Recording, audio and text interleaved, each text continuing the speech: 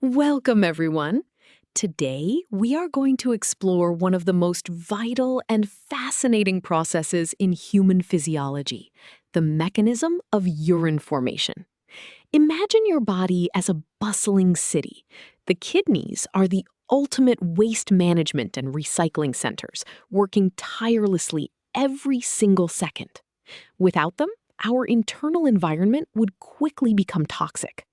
We will break down exactly how these incredible organs filter our blood, rescue essential nutrients, and eliminate harmful waste to keep us alive and healthy. To understand how this waste management system works, we must look at the three distinct steps our kidneys perform. First, we have glomerular filtration, which acts like a microscopic sieve to separate fluid from blood cells. But that initial fluid contains a lot of good things we need to keep. So the second step is tubular reabsorption, where the body actively rescues valuable nutrients and water. Finally, we have tubular secretion, a targeted cleanup process that forcefully pumps out any remaining toxins or excess acids. Let us dive into the very first step. Now that we know the overall roadmap, let us look at how the journey begins with glomerular filtration. Think of this step like making your morning coffee. You pour water over grounds in a paper filter. The liquid drips through, but the bulky grounds stay behind. As high-pressure blood rushes into a microscopic tuft of capillaries called the glomerulus, fluid is forced through tiny pores into Bowman's capsule. This fluid, called the filtrate, contains water, glucose, and salts, but the large, important things, like red blood cells and proteins, are safely kept inside the bloodstream. This filtering process does not just happen by magic. It is driven by physical forces, which brings us to the net filtration pressure formula. Conceptually, this is a battle of pressures. The glomerular hydrostatic pressure, or GHP, is the blood pressure pushing fluid out. Pushing back are the blood colloid osmotic pressure, or BCOP, which is the pulling force of proteins, and the capsular hydrostatic pressure, or CHP, the resistance from fluid already in the capsule. The net filtration pressure, measured in millimeters of mercury, is simply the outward force minus these inward resisting forces. If blood pressure increases, filtration goes up. If dehydration concentrates blood proteins, filtration goes down. Before we move on, let us see this with a concrete example to understand if a patient's kidneys are filtering properly. We are given a glomerular hydrostatic pressure of 55, a blood colloid osmotic pressure of 30, and a capsular hydrostatic pressure of 15. We need to find the net filtration pressure. We chose this formula because it perfectly balances the outward and inward forces. First, we add the two opposing forces, 30 and 15, which gives us 45. Then, we subtract this total opposing force from our driving force of 55. The result is a positive 10 millimeters of mercury. This positive number physically means the outward push wins, ensuring healthy, continuous blood filtration. To truly visualize the math we just did, let us look at this diagram of the glomerulus and Bowman's capsule. Notice the red afferent arteriole bringing blood in, forming a looping capillary network. The large red arrow represents the glomerular hydrostatic pressure, pushing fluid outward. Now, look at the blue arrows pointing back inward. These represent the opposing forces of blood colloid osmotic pressure and capsular hydrostatic pressure. The large blue arrow at the bottom shows the resulting net filtration pressure of 10 millimeters of mercury, successfully driving the newly formed filtrate down into the kidney tubules for the next step. Now that we have successfully filtered the blood, we face a major problem. That raw filtrate contains massive amounts of water and essential nutrients we cannot afford to lose. This brings us to step 2, tubular reabsorption. Imagine accidentally dumping your jewelry into a trash bag. You would carefully pick it back out. That is exactly what the cells lining the kidney tubules do. They actively and passively transport 99% of the filtered water and 100% of the glucose back into the bloodstream. Without this life-saving recycling system, we would lose our entire blood volume in a matter of minutes. To understand exactly how much work these tubule cells have to do, we use the filtered load formula.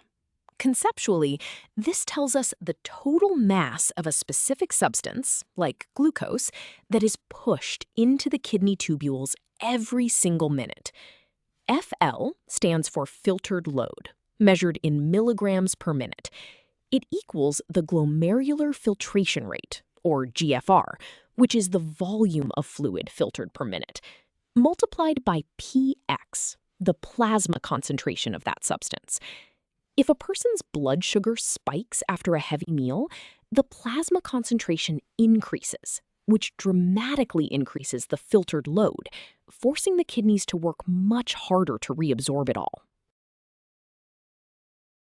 Now that we have this formula, let us calculate the workload for a healthy student who just ate a meal. We're given a glomerular filtration rate of 125 milliliters per minute and a blood glucose concentration of 1 milligram per milliliter. We want to find the total mass of glucose entering the tubules. We use the filtered load formula because it directly links fluid volume to substance concentration. We simply substitute 125 for GFR and 1 for the plasma concentration. Multiplying these gives us 125. This means exactly 125 milligrams of valuable glucose enters the tubules every minute, and the healthy kidney will actively reabsorb every single milligram back into the blood. So we have filtered the blood and rescued the valuables, but what about the stubborn trash that never made it into the filter? This leads us to our third and final step, tubular secretion. Think of this as picking up a hidden candy wrapper from your room and throwing it directly into the garbage bin. Tubular secretion is a highly specific, energy-consuming process where the body forcefully pumps missed toxins, excess hydrogen ions, and drugs like penicillin directly from the bloodstream into the kidney tubules. This targeted cleanup is absolutely vital for regulating our blood pH and ensuring that medications do not build up to lethal levels in our bodies. This final cleanup step brings us to the ultimate mathematical summary of urine formation, the excretion rate formula. Conceptually, this calculates the grand total of a substance that actually leaves the body in the urine. Ex is the excretion rate. It equals Fx, the amount initially filtered, plus Sx, the extra amount secreted directly into the tubule, minus Rx, the amount we saved through reabsorption. In plain English, total trash equals trash dumped plus extra trash thrown in minus valuables taken back. If tubular secretion increases, the excretion rate goes up, clearing more waste. If reabsorption increases, excretion goes down, saving more of that substance. Let us apply this master formula to see how fast a patient clears an antibiotic from their system. We're given that the kidneys filter 50 milligrams per minute, secrete an additional 30 milligrams per minute, and reabsorb 0. We need to find the final excretion rate. We use this formula because it accounts for all 3 renal processes simultaneously. First, we add the filtered amount of 50 to the secreted amount of 30, giving us 80 milligrams entering the urine. We then subtract the 0 reabsorption. The final answer is 80 milligrams per minute. Physically, this shows how tubular secretion significantly boosts the removal of the drug, ensuring it is safely eliminated from the patient's body. We have now covered the complete journey of how our kidneys sustain life. Let us review the 3 key takeaways. First, glomerular filtration acts as a pressure-driven sieve, creating a raw filtrate while keeping blood cells safe. Second, tubular reabsorption acts as a vital recycling system, rescuing 99% of water and essential nutrients to prevent dehydration. Finally, tubular secretion provides the ultimate active cleanup, pumping out stubborn toxins and perfectly balancing our blood pH. Together, these 3 elegant mechanisms ensure our internal environment remains perfectly clean and stable. You now have a solid understanding of the mechanism of urine formation.